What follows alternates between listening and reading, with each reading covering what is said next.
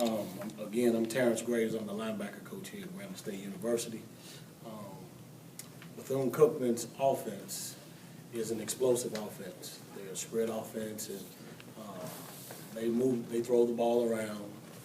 They have a good running back, and the quarterback. They have two quarterbacks that are pretty athletic, and they run well, and they command the offense. Their offensive line, they have a few guys that are back from last year's team, and they do a pretty good job. So it'll be a big challenge for us to step up and answer the bell defensively. Y'all's defense has done a good job, like I was saying a while ago, of creating turnovers. I mean, how big of an emphasis is that going to be this week for you guys to kind of maybe get the ball rolling and help out that offense? Well, you know, we emphasize taking the ball away every day in practice. You know, we have turnover tackling circuits where we work on getting the ball out, and we emphasize that. So nothing's going to change from that standpoint. We're going to, you know, go after them, and we're going to, you know, try to get the ball when we have an opportunity to get the ball, you know, as we've done in the previous two games.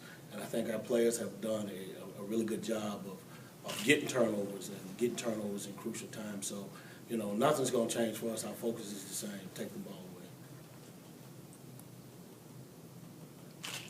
Is there anything specific in practice, you know, talking about the turnovers?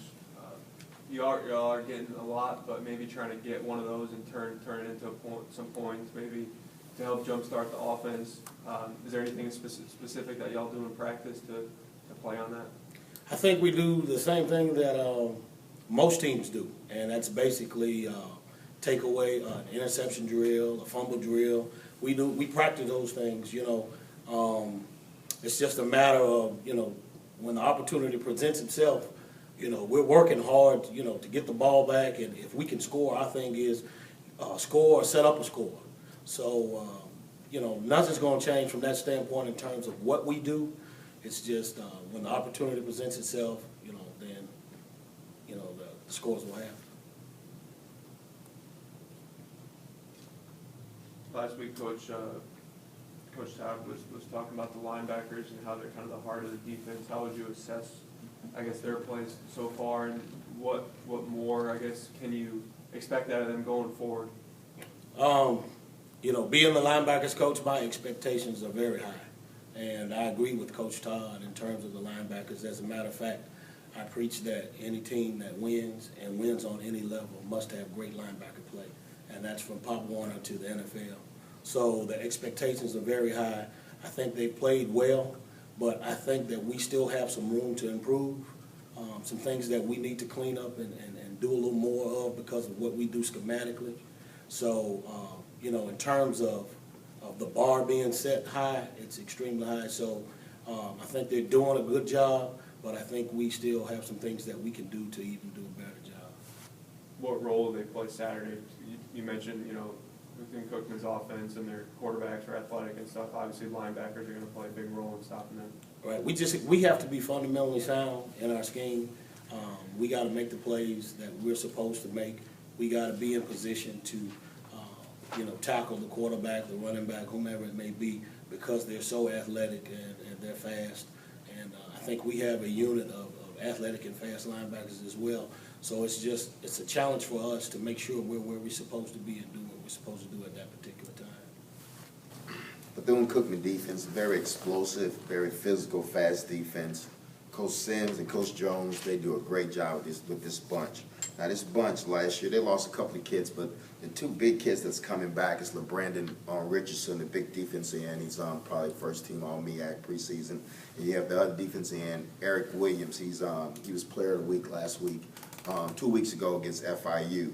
And then at the linebacker position is Tavares Danzler, number 9, a kid who runs around sideline to sideline, does a great job of getting that team lined up. And then in the secondary, they have 3 seniors, 3 solid kids that play good man coverage. And this is going to be a tough week, you know, trying to get things on track. But I think our kids are focused, and I think they still together, still believe in what we're doing on offense. And I think that they're getting better every week. You might not see it, but we do. And I know we talked about that we have some turnovers. Yes, we have some turnovers. Because at the end of the day, I think these kids understand what we want, but like Coach said before, they're trying to do so much sometimes instead of just let the system work. They're trying to do so much. So, you know, sometimes the ball's on the ground, sometimes we might throw an interception. But you're also talking about a team that's transitioning from a 21 personnel team to a spread team. Okay, this is not going to happen overnight. Okay, so we transition with the quarterbacks, trying to get them right. We transition with the receivers, and we really transitioning with the offensive line, who in the past had a fullback to help them pass protect, but now it's just a 5-man protection. So we're really patient with them, but we happy that they're coming along. Do we want to have turnovers? No, we do not want to have turnovers. But it's happened. We don't beat them up about it. We explain it to them like you do a Division I player, and you move on and you try to get better the next week. And that's what we're doing every day.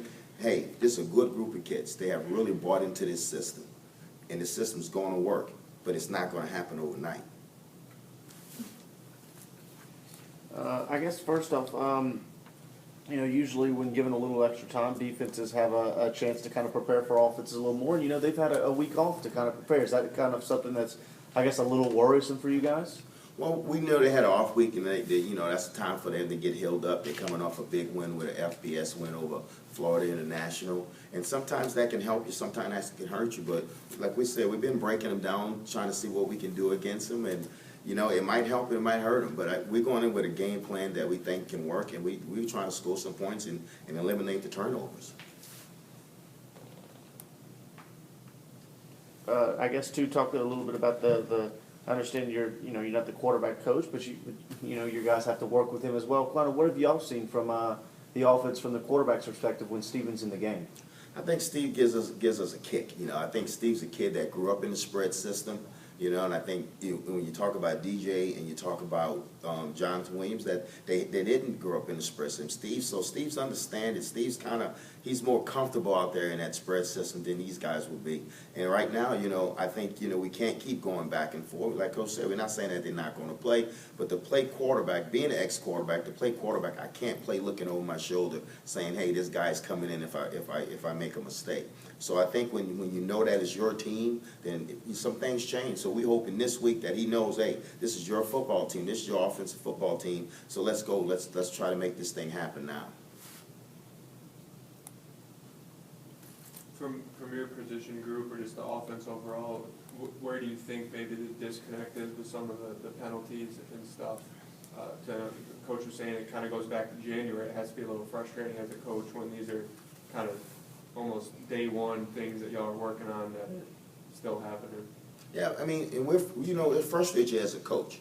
You know, it frustrates you as a coach that we're getting penalties and going back and reverting back to things that we used to do, and we try to fix it, and it frustrates us. But the thing about it is that these kids understand. They understand what we want to do. They understand that we believe in them, and they understand that they believe in us. And we're going to fix this penalty problem. We're going to fix it. Trust me, we were heated Saturday night when we were getting that, because guess what? We don't coach that way. So we don't raise them that way. So if we don't raise you that way, why would you do it? And that's what's frustrating about it. And it happens. It happens, guys. You know, but like I say, we're going to fix it. We're going to get this problem under control, and we're going to grow from it.